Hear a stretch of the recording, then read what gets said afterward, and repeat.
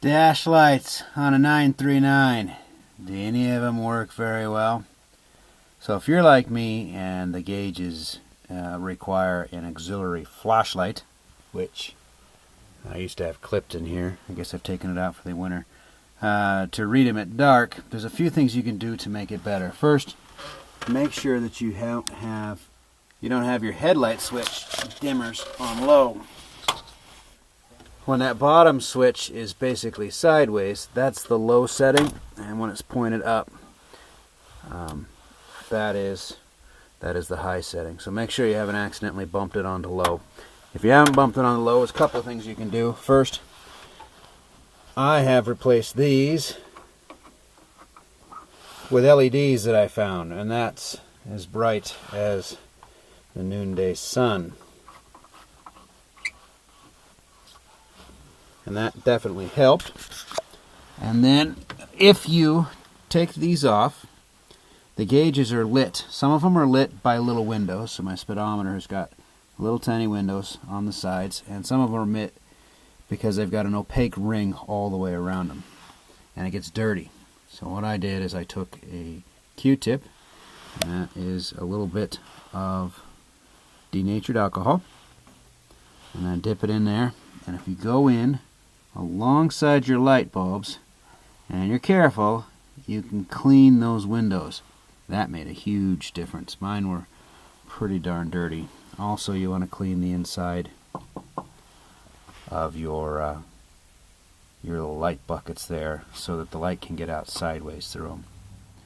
One last thing I did over here, because I just couldn't read the fuel gauge and the oil pressure gauge, right? And that kind of scares me.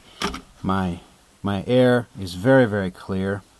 The temp, I can read the, is that engine on top? I can read the engine temp pretty well. I don't worry quite so much about the trans temp. I can't get any light at all in that one. I don't think it's the right kind of gauge, which is the voltage. So I can read my air. That's good. I'm fine. I could kind of read the speedometer before I cleaned and replaced with LEDs. Now the speedometer is pretty darn bright. You know, I couldn't read fuel, but you don't need to check on the fuel very often. But I do like to watch my air pressure and my oil pressure. So I've managed to get those up and running. So quick tips. Get your Q-tips, get in there, clean your windows. Check. Make sure you haven't got the stupid thing on low. Check. And then if you want to go with the brighter light bulbs, I will put, this is the standard light bulb here. And I think I've put all of my LEDs in, so I can't show you an LED. But I have the brighter LEDs that I managed to find, and I'll put a link to that. They come on a slow boat from China, so don't expect it to be there prime, but they do arrive eventually. Those are my tips. If anyone else has got... Oh, I totally started to tell you, didn't I? I took this particular bucket apart. You're never going to be able to see it in this fading light. I took this particular bucket apart, and I recessed it farther back in. And what I did is I took 1024 nuts, and I drilled them out, and I would loosen one screw, and I'd move the light bucket back, and I'd slip that. You can just maybe see it back in there. Anyways, I moved it back the thickness of a 1024 or 1020. I can't remember which one I used. Anyways, a small nut. Then it turns out that this thing, because you got it farther back in, didn't have enough threads to seat. So I replaced the big thick O-ring it had with a thin O-ring, and that gave me enough to get enough threads to get her started in there and not leak on me.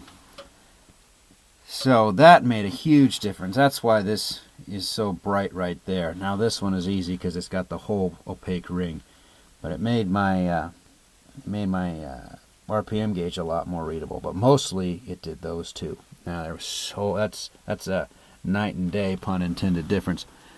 The problem was it takes like 3 tiny fingers and a trained monkey to do all that and get that bucket in place, and do not take both screws loose at once. All this would be a lot easier if you took the dash out, but you're probably money ahead fighting the nuts in one at a time with the dash in place and a pair of really tiny angled needle nose pliers than taking the dang dash out of the thing, unless your dash is somehow better than mine that way.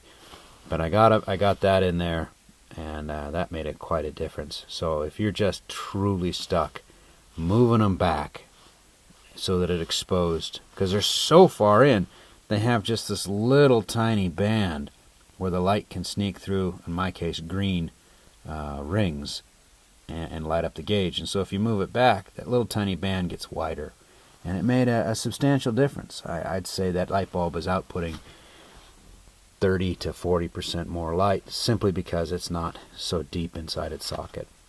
So that worked too, if you're truly desperate. I only did it to that one.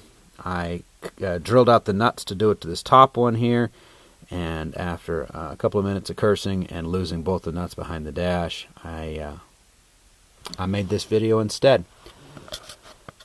So those are my recommendations. We're getting close to taking the beastie back out. Here's my tunes. I had my emergency parking brake out so that I could paint it. This is still, my gosh, this is still one of those, I know you're good at chalking the wheels, but oh man, the only time I had the truck roll scary like is because Shay was in here and he accidentally put his hand on that dumb thing, plunk, and knocked it off. And so this thing goes from there to this bolt in the seat, and it prevents you from being able to unhook parking brake by accident. You actually have to stop and remove this. I know I've shown it before, but that right there, that, from somebody who gets in and out of his truck when we're operating it 20 times a day and parks it on a hill. I still chalk, don't get me wrong, it's just, you know, that one time I actually had my hand on my chocks, which are clipped on that side over there. I had my hand on my chalk to go and put underneath the wheels, and I heard shh, and that was him. He'd knocked it off, and then I had to make a run for the cab. So I still chalk it, don't get me wrong, but dang, I like this. This is a top tip. Anyways, unrelated to those, but you know, for somebody who gets in and out constantly, you know, I mean, I run it hauling people. I run it like a bus, right? So I'm a little more careful than is probably normal due to the circumstances, but still, this little dummy device, clunk, that you just take it off, park and brake, go on about your day. Man, I recommend that. But that's what I recommend for the lights. If you come up with a better solution, by gosh, you let me know.